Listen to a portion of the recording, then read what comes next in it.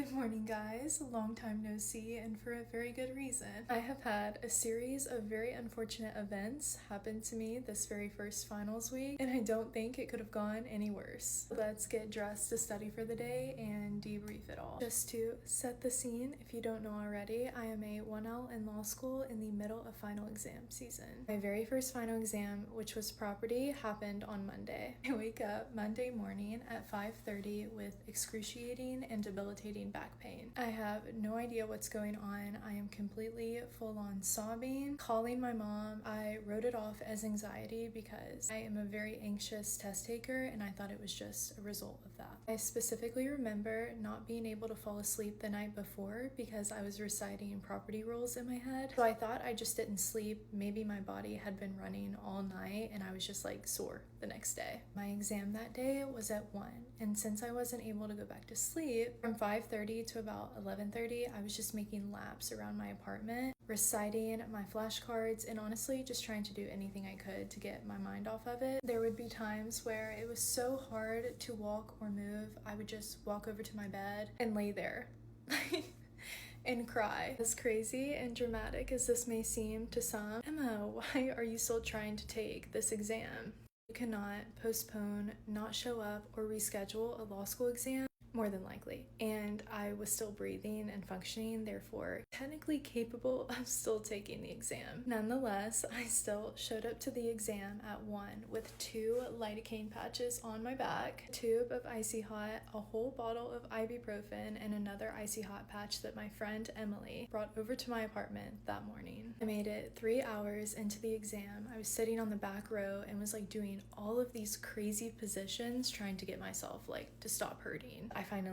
I just had enough, so I had to pack up my stuff, turn in my exam, and leave. We didn't have a proctor or a professor in the classroom, just for like context, so I left and nobody really knew what was going on. I get to my car in the parking garage, I call my mom, I call my boyfriend, and they were like, Emma, you have to go to the ER. I could not have driven to the ER myself if my life depended on it, so thankfully my friends took me to the ER after they finished the exam. I was a first timer, so I got over a lot of fears that day. The picture of me getting my very first IV is actually something that will haunt me for the rest of my life. My friends, like, one is playing with my hair, the other is like rubbing my arm, just anything to provide any type of comfort. I got blood work done, I had to get a CAT scan and do a bunch of other stuff. After being there for several hours, my mom made it, my friends were staying with me, they were so sweet. Long story short, I have a severe kidney infection and I'm passing 2 kidney stones. And I say passing because